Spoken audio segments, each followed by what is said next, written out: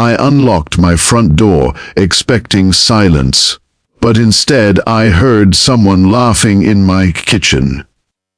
Not the quiet, dusty silence of a house that's been empty for months.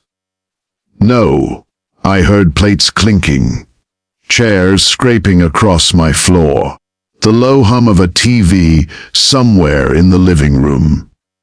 For a second, I just stood there on the porch, my duffel bag hanging from my shoulder, wondering if I had the wrong house.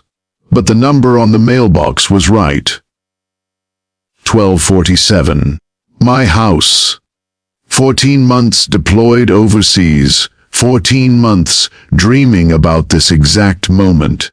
The first step back into my own home. The smell of the wood floors. I refinished myself. The quiet little place. That was the first thing I'd ever truly owned. Instead, when I pushed the door open, the smell that hit me wasn't familiar at all. It was garlic, cooking oil, fresh tortillas, voices. A woman's voice floated from the kitchen. "Diego, sit down before the food gets cold." I froze. Slowly, carefully, I stepped inside and walked toward the kitchen. And that's when everything stopped. A family of 4 was sitting at my dining table. A man in a gray work shirt. A woman holding a serving spoon. 2 kids halfway through dinner. They all stared at me like I was the one who didn't belong there. The little boy dropped his fork. The woman stood up so quickly her chair screeched against the tile. "Excuse me," she said sharply. "Who are you?" For a moment I couldn't even process the question. Who was I? I looked around the room. My grandmother's old cast iron skillet sat on the stove. My coffee maker was humming on the counter. The same scar in the wooden table where I dropped a wrench years ago stared back at me. Every single thing in that room was mine. "This," I said slowly, trying to keep my voice steady, "was my house." The man stood up now, placing himself between me and the kids. "No," he said firmly. "We rent this house." My stomach dropped. "You what?" The woman rushed over to the counter, grabbed a stack of papers, and shoved them toward me. "We have a lease. Signed and everything." I looked down at the document in my hands. The address was correct. My address. But the signature at the bottom made my jaw tighten. Margaret Whitfield, President of the Sunset Hills, HOA. Before I could say another word, tires crunched loudly in my driveway. A white Lexus pulled up like it owned the place. And the woman who stepped out of it looked very pleased with herself. Margaret walked straight through my front door without knocking, glanced at me standing there in my own kitchen, and gave a small, annoyed sigh. "Oh," she said calmly. "Jakey, you're back earlier than expected." Margaret didn't look surprised to see me standing in my own kitchen. That was the first thing that felt wrong. Most people would panic, stutter, at least pretend they'd made some kind of mistake. Margaret Whitfield just walked in like she owned the place. Her heels clicked against the tile floor as she stepped past me, setting her designer purse down on my counter like this was all perfectly normal. The Rodriguez kids watched her like she was the adult who had everything under control. "Everyone relax," she said calmly. "This is just a misunderstanding." I stared at her. "A misunderstanding?" I repeated slowly. Margaret gave me that tight, polite smile she always wore at HOA meetings, the one that looked friendly but never reached her eyes. "Jake," she said, folding her arms, "you've been gone a very long time." "Deployment," I said. Her smile barely moved. "Yes." Well, the house was clearly abandoned. For a second, I thought I'd misheard her. Abandoned. Margaret walked over to the dining table and tapped the lease papers the Rodriguez family had shown me. "The HOA has a responsibility to maintain property values in this neighborhood," she explained smoothly. "When homes sit vacant for extended periods, it becomes a liability." My heart was starting to pound. "I told the board I was deploying," I said. "I went to the January meeting." "You were there?" Margaret tilted her head slightly, pretending to think. "I don't recall any formal notice being filed." The words felt like a punch to the chest. "I handed you the paperwork." "Well," she shrugged lightly, "there's no record of it."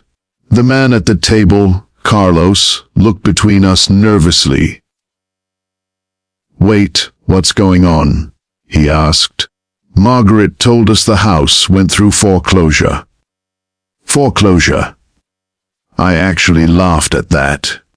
A short, sharp sound that didn't feel like laughter at all. "I've never missed a mortgage payment in my life."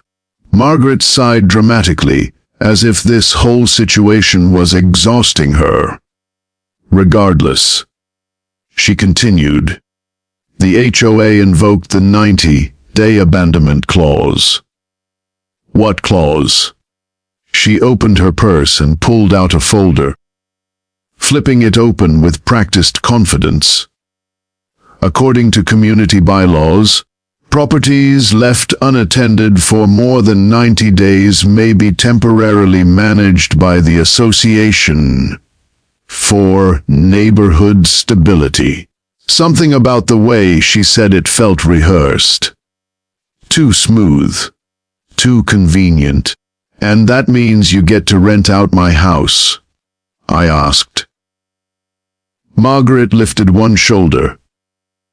"Someone had to maintain the property."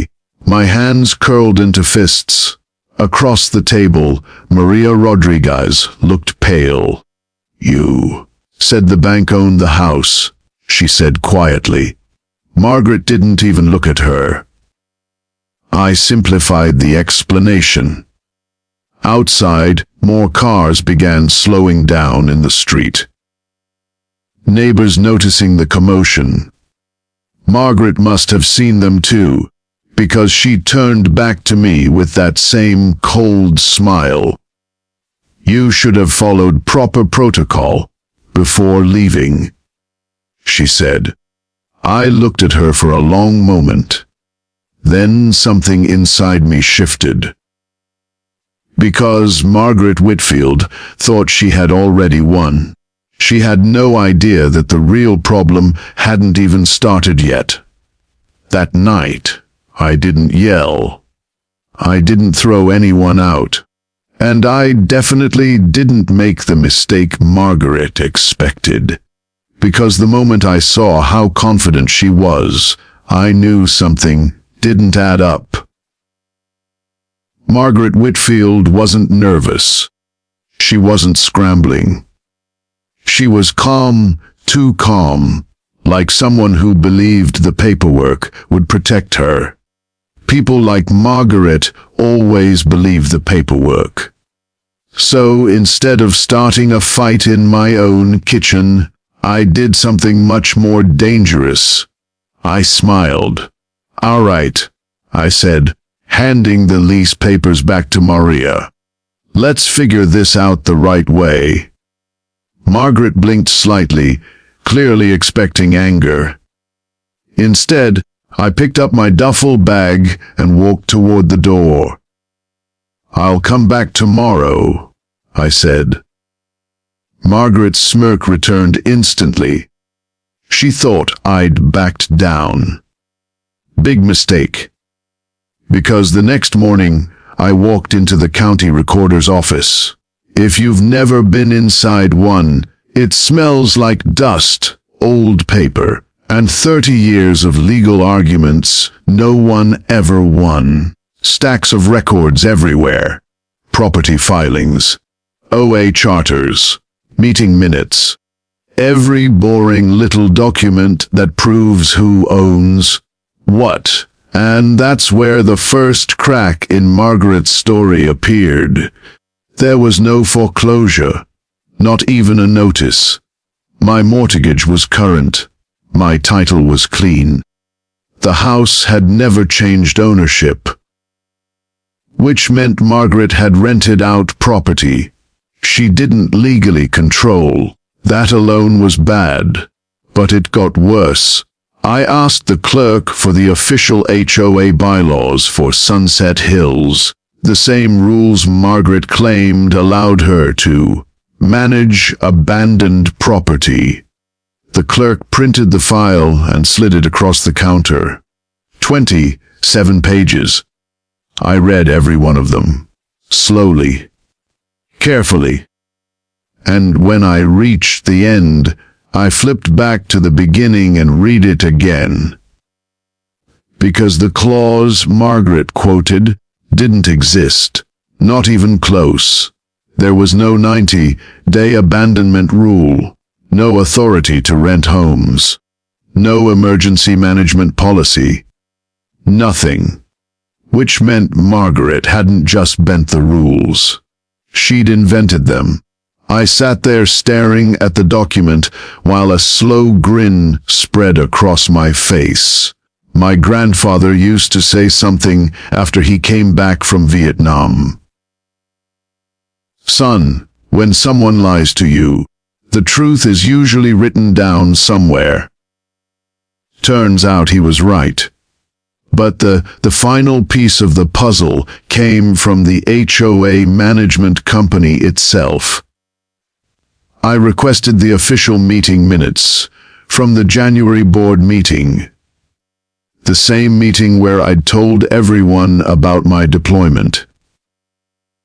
When the clerk handed me the file, I flipped straight to that page, and there it was. Right in black and white. Jake Brennan, notifying board of upcoming 18th-month military deployment. Approved. Documented. Recorded. Which meant Margaret Whitfield didn't just lie. She erased it. I leaned back in the chair, feeling something cold settle in my chest. Because fraud was one thing, but tampering with records to steal from a deployed soldier, that wasn't HOA drama anymore. That was federal territory. And Margaret Whitfield had just stepped into a war she didn't even know existed. The moment Margaret realized I wasn't backing down, she went on the attack. Not legally. Personally. It started with an email. Subject line, Haifars Urgent Community Safety Alert. Husfrick. I didn't even see it at first. My phone started buzzing while I was in the garage organizing tools, and when I checked it there were already 6 missed calls and a dozen texts from neighbors. Tom Harrison from Maple Street sent the email to me with one message. "Brother, you need to see this." I opened it. Margaret had written 3 full paragraphs, warning the entire neighborhood about concerning behavior from a recently returned resident. That resident was me. According to her email, I had come back from deployment. Unstable. She claimed I had been aggressively confronting families, conducting surveillance on neighbors, and making people feel unsafe. She even attached photos. Photos of me standing in my own driveway. Photos of me walking around my own yard. Photos of me taking pictures of my own house. To anyone who didn't know the real story, it looked like exactly what she wanted it to look like. A dangerous veteran with PTSD who had snapped. I could almost hear the whispers spreading across Sunset Hills. Then she escalated. Margaret started targeting the Rodriguez family. Maria received a violation notice for excessive vehicle idling because she warmed up her car before her early morning hospital shift. Carlos got cited for unauthorized mechanical repairs after changing his oil in the driveway. 2 days later, they received a warning about possible eviction for multiple community disturbances. It was obvious what she was doing. If the Rodriguez family disappeared, the only witnesses to her scam would be gone too. But Margaret made one fatal mistake. She underestimated the neighborhood, especially Mrs. Fiona. My 70-year-old neighbor had been quietly watching everything while I was deployed. She saw Margaret taping violation notices to my door. She saw strangers moving into my house. She saw Margaret collecting rent checks.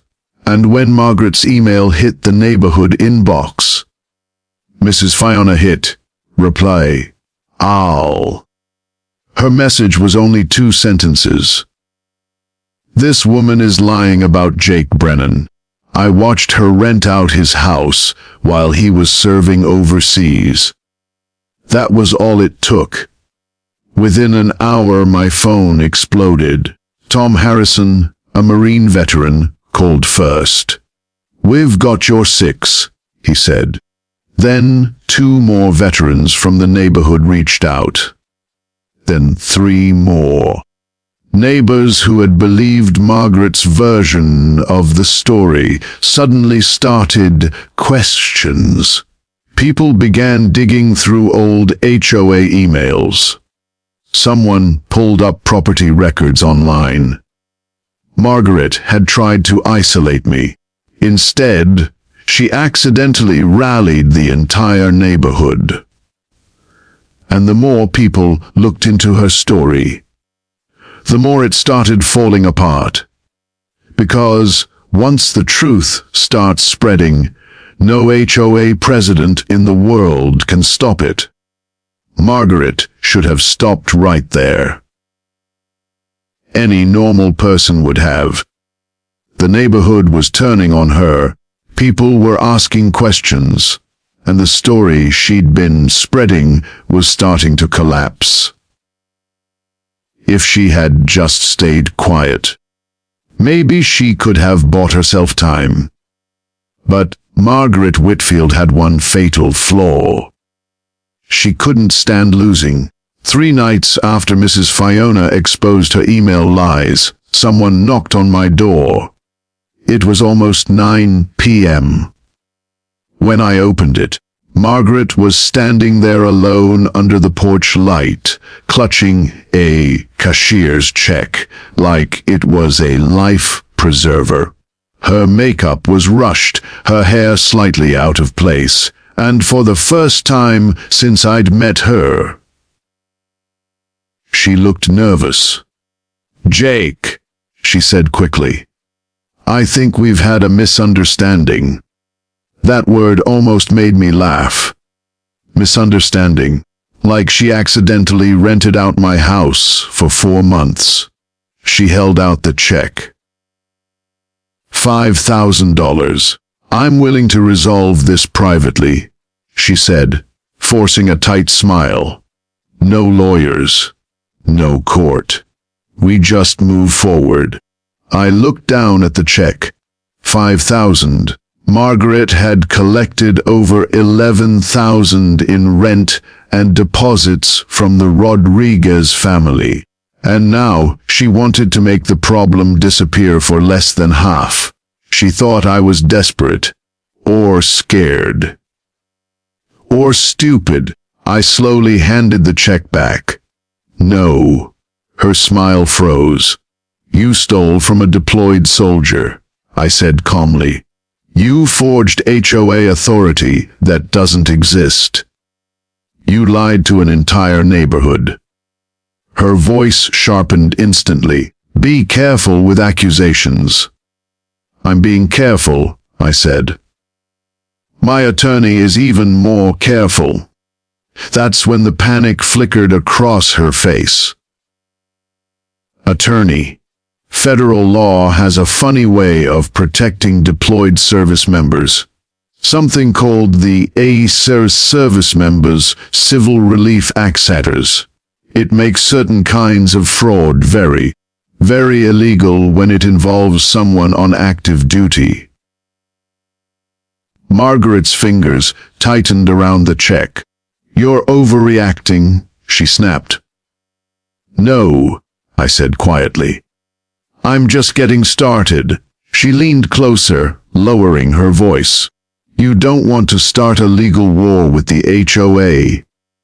That's when I almost felt sorry for her. Almost.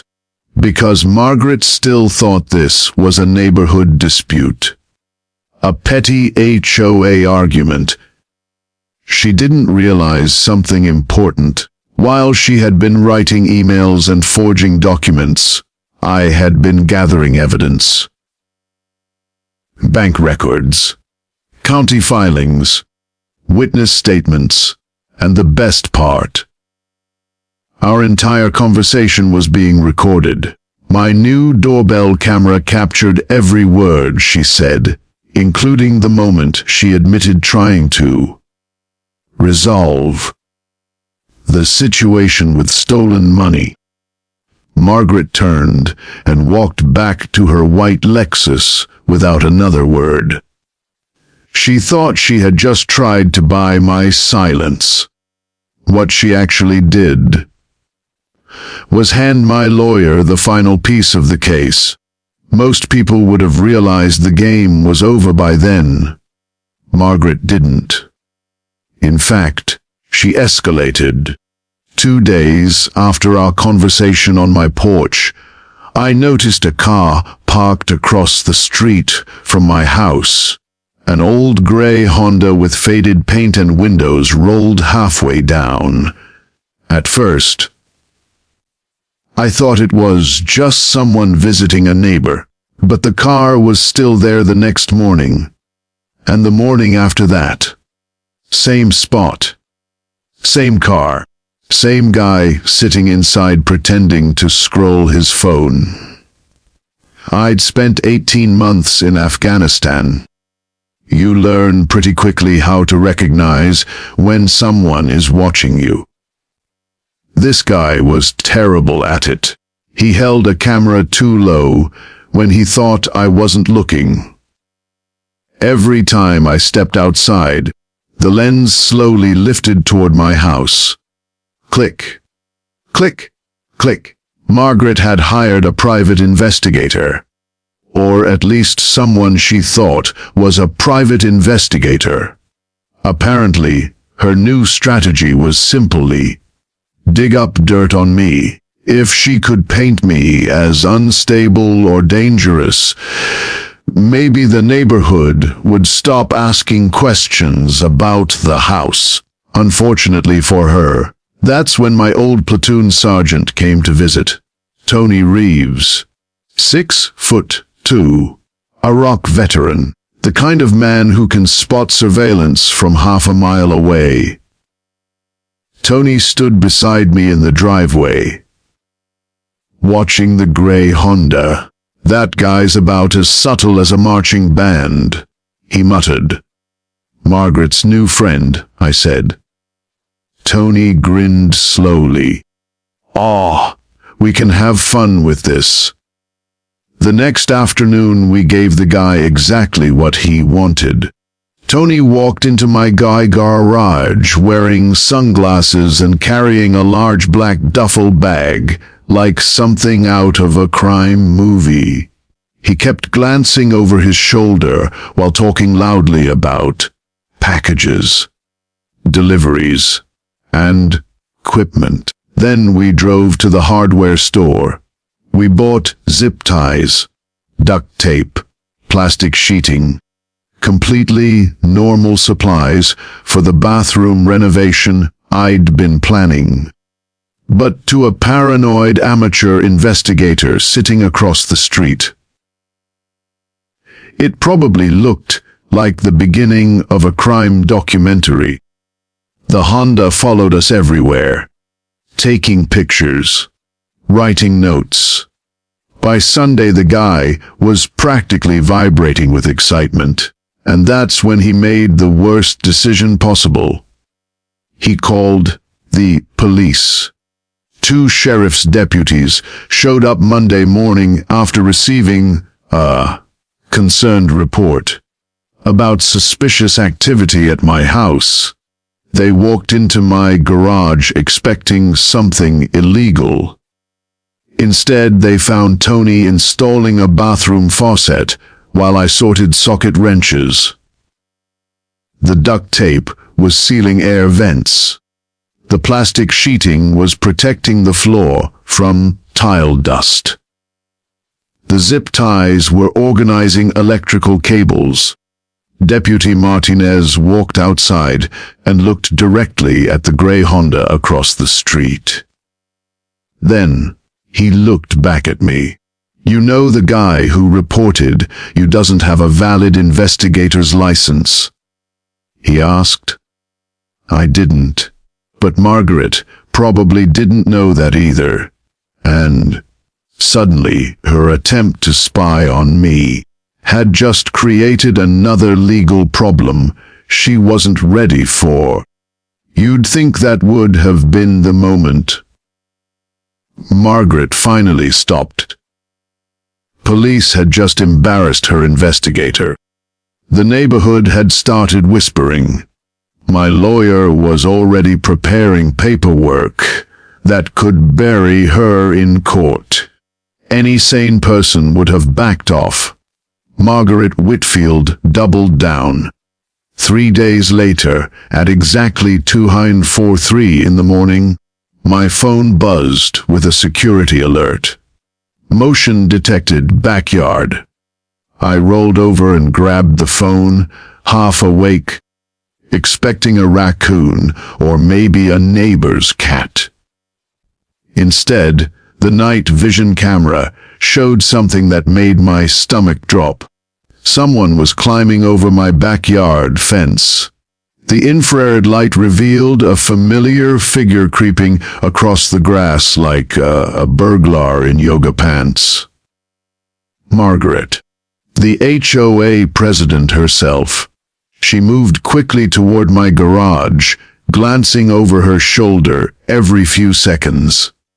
In her hand was a small plastic bag. My pulse immediately spiked. I'd seen that kind of behavior before overseas. People sneaking up to plant explosives near patrol routes. Except this wasn't Afghanistan. This was suburban Texas. And Margaret Whitfield was breaking into my garage. The camera caught everything in crystal clear detail. Her fumbling with the side door. The quiet click when it opened. And then, the moment she stepped inside, I switched to the interior camera. Margaret walked straight to my tool cabinet and crouched behind my motorcycle lift. Her hand reached into the plastic bag, and she shoved something behind a stack of parts. Then she stood up, brushed her hands together, like she'd just finished a chore, and slipped out the door. She thought she'd just planted evidence, probably drugs. The kind that would get a veteran arrested and destroy his credibility in court. But Margaret had made a catastrophic mistake. She forgot one thing. Soldiers learn to document everything. I waited 90 seconds after she left. Then I dialed 911. This is Jake Brennan at 1247 Sunset Hills Drive.